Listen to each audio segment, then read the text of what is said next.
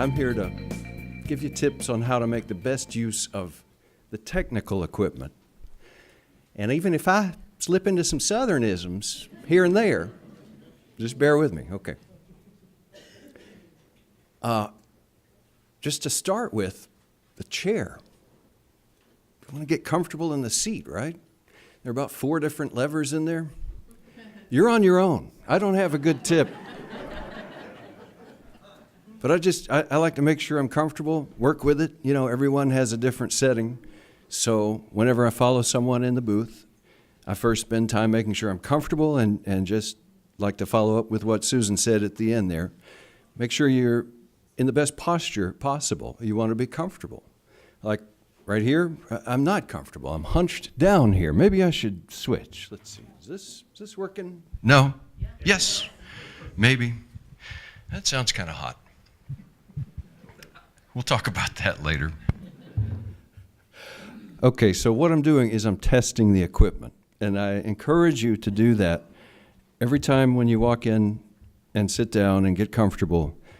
I want you familiar with 2 knobs, and that is your headphone volume and your microphone volume.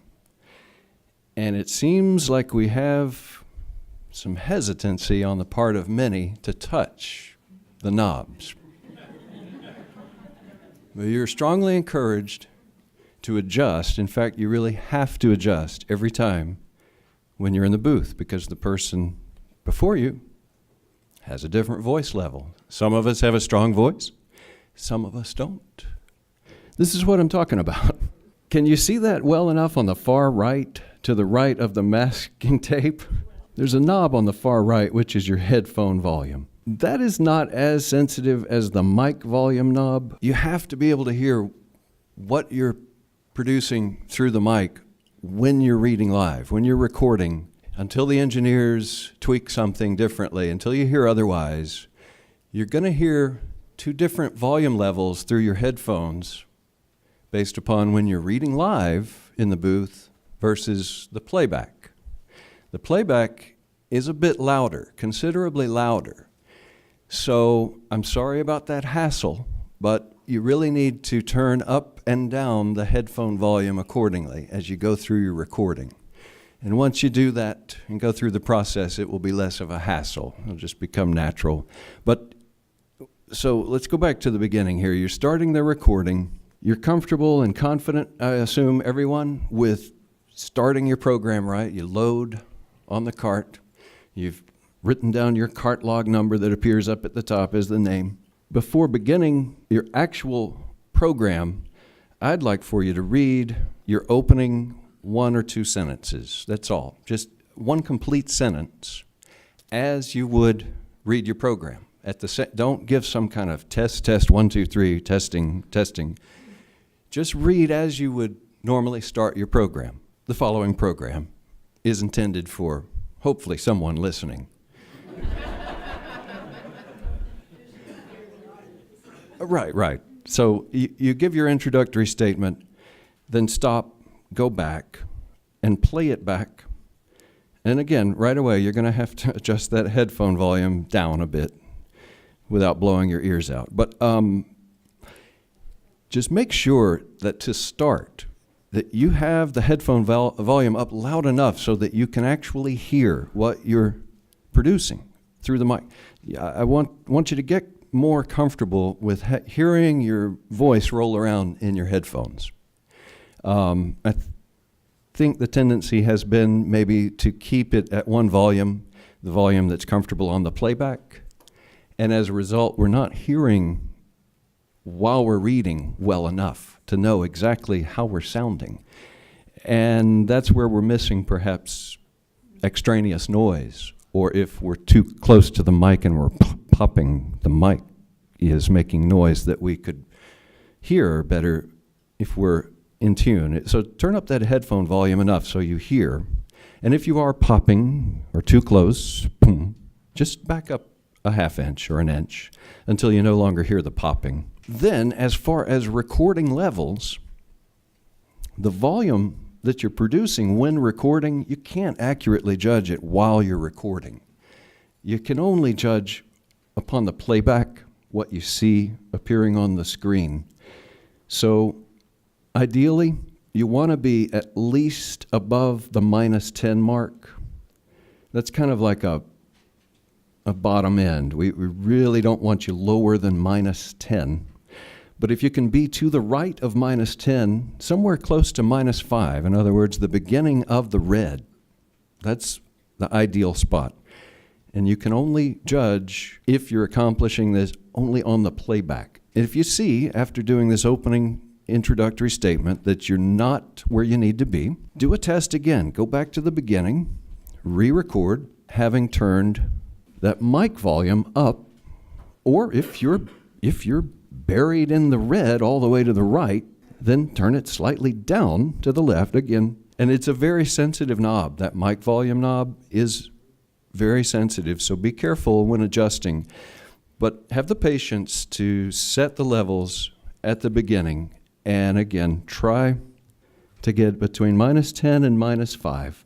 Again, the problem, if it's too low, is the producers are then forced to increase the volume on your overall recording, and then we hear competing hiss as well as any background noise in the room.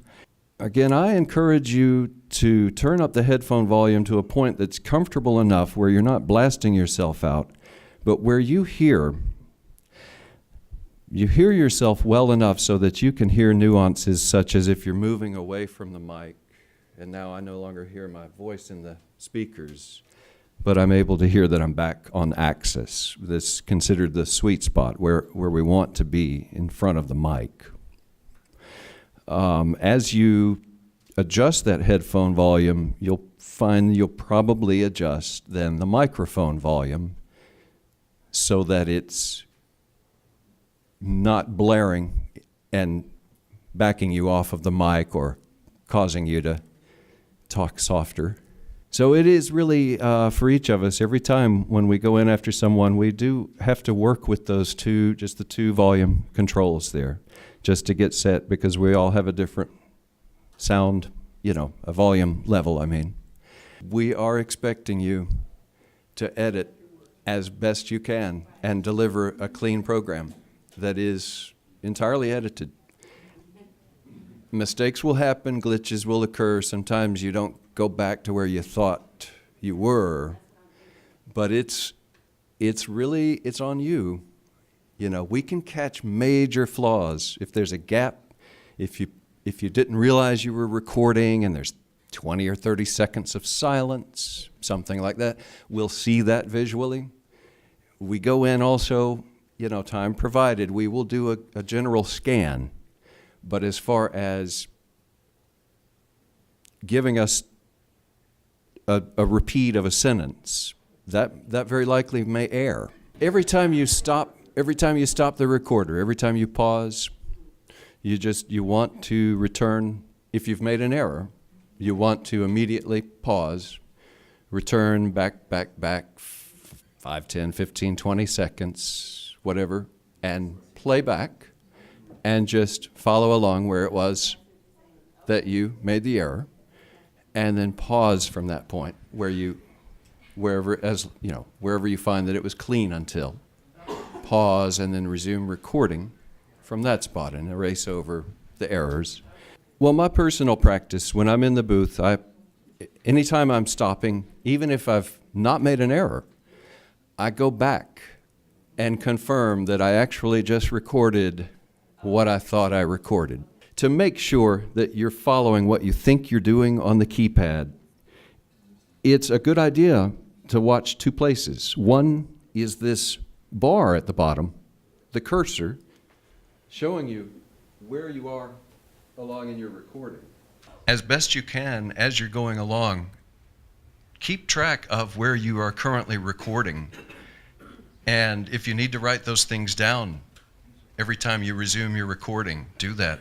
But just to make sure you're tracking exactly where you are so that when you go back to make edits, you're in better command of where you are in the recording. Oh, and booth 5 is a unique beast. It's different from the other four. The headphone volume is marked. It's very sensitive. If you have to use booth 5, just be careful. That headphone volume is, you keep it almost all the way off to the left. It's very loud, especially on the playback. And then the mic volume is that top right knob. So that just wanted to explain the difference there in booth 5. And that is for recording. That's not the volume for the morning AJC readers. They have no control over their mics, and so they shouldn't be trying to adjust them on the boxes. So the people in the control room are controlling the live read mics. There are about 3 positions in general that we find people are recording. And on the far right, that is the best form. If you can tilt this microphone either level or slightly upright, these are really great microphones. I just stress that they don't pick up so well if you have them in a certain position. Upright seems to be the best. It catches the full resonance of your voice, the true quality of your voice. If the mic is tilted severely downward, for whatever reason, some readers prefer it like this. We've seen this is a technique, and I get the idea. You position yourself down here, and you think that maybe it's out of the way of your line of vision or something, but I'd strongly discourage you from continuing to record with the mic positioned downward like this. It just takes on, as we wrote here in the far left, there's a hollow quality. It's very difficult to pick up the true sound of your voice because this microphone, it's a small mechanism in this particular model, and if it's so severely pointed downward, it's really picking up a lot of noise that's bouncing off of the surface table, as well as it's just not catching your voice as well as if you're level or slightly upright. So it's a dramatic difference, and again, I encourage you to go in the booths next time and try different positions, move around, move the mic around, move yourself in relation to the mic, depending on whether you're just a few inches off the mic or further or closer right on the mic. Again, turn up the headphone volume and speak in different positions and see what it sounds like depending on where you are. And see what you come up with for yourself so that you can determine if you're hearing the fullness of your voice, the resonance, as I say. The reason it's critical, the quality itself is one thing. It can be distracting if we're hearing a hollow voice. So again, for the listener, we want to do all we can to not distract them from the material you're reading. The other thing is the volume level itself, the recorded volume. If you're not on access, as we call it, if you're not close to the mic, there's all sorts of room noise we start to hear. The volume level drops for one thing, and then the producer is forced to increase the overall volume of the recording, and we hear all of that room noise, a voice that's too far from the mic. There's too much of a boxy sound. It begins to sound more echoey, and again, it just serves as a distraction. So that's my main emphasis. I'll try to go ahead and wrap this up as far as technique. You want to be front and center of the mic. I took a picture, had Jane take a picture of me this morning, where you also don't want to speak directly into the mic because you tend to pop, the air tends to pass too directly into everything and it's all popping and boom. So if you're off to the side or at a bit of an angle, it's just a much better technique.